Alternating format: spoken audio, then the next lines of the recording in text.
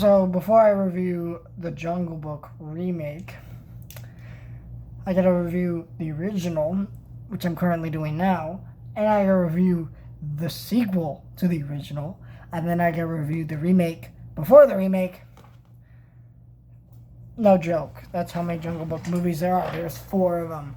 Made by Disney. There's way more that are not made by Disney.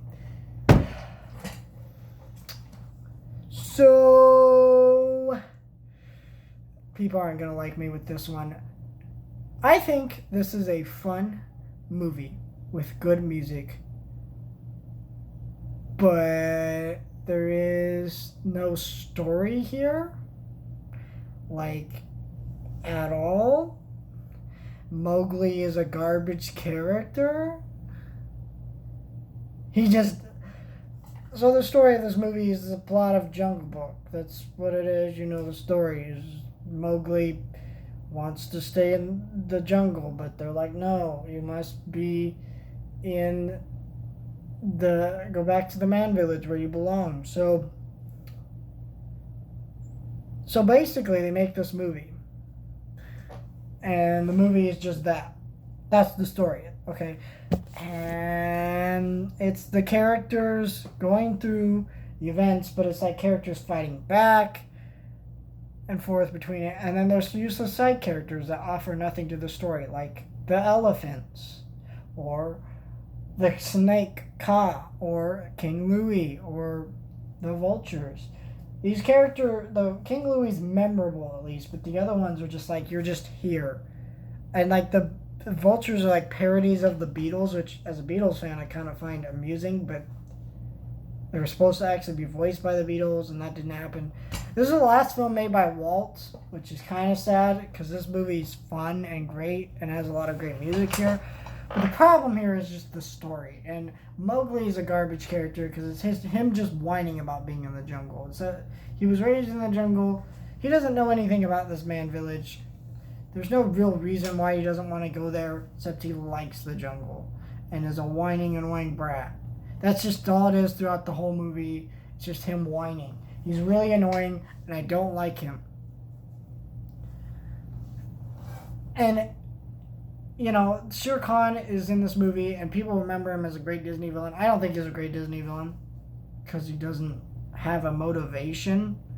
I mean, you could argue Maleficent doesn't have a motivation, but that's kind of what makes that character amusing, is that she just has this hatred of the royal family in the original Sleeping Beauty because they didn't invite her to a party, which kind of makes her like, well, and she's just kind of evil. That's just it. That's all you really need for that movie.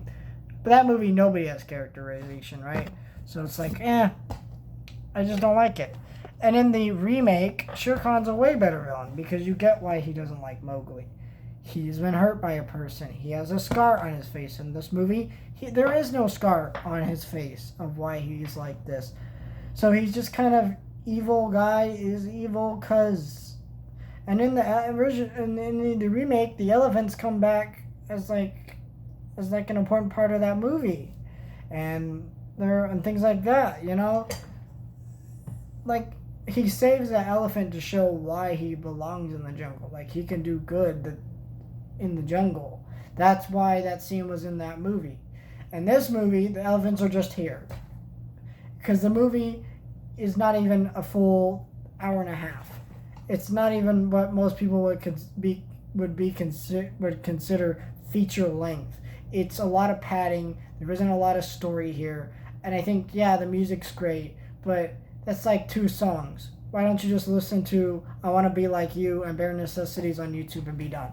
Or just buy the soundtrack or something. Because that's all that's really here.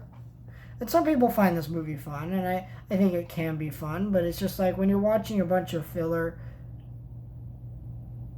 and there's like these really great moments, why don't you just look up those great moments on YouTube and then just skip past the rest of the movie, because who cares? I don't. I think the remake is significantly better because it has a story. And yeah, it's kind of the same story as the original, but there's a lot more to it, and it feels like an actual film. It's longer, it's, and things like that. But this movie, the best aspect, of course, is the animation. It's beautifully animated. But you know, when a movie, when your main thing is that you're beautifully animated, that is nothing, because you can look at. Because do you just look at stills of painting? Some people do, but really, when you're watching a movie, you don't care about the animation unless it's like really bad or something. But it just, I don't know. I don't. I'm not a biased person. I grew up with Disney movies. Yeah, I like this movie personally, but like, I gotta be fair. I gotta give it a grade on what it does right, and story is not what most of these Disney animated movies do right. And I can't.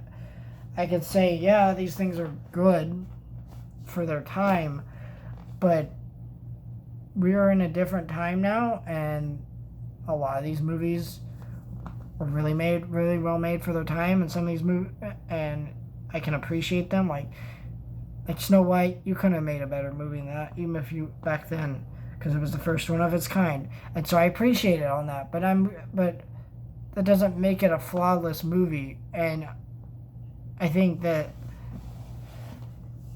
this here is a good movie. It's not.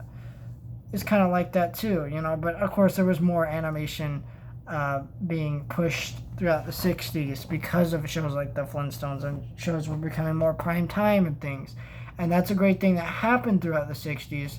Just theatrically, you know, they kind of just could do this only so much because of the time period they were in. So I get why there isn't much of a story, because it was just amazing to see this animation, because it's not something that we've seen before. Now you can see this type of stuff anywhere all the time, and so it's become less of a legitimate art form for some people, and just seen as like kids stuff.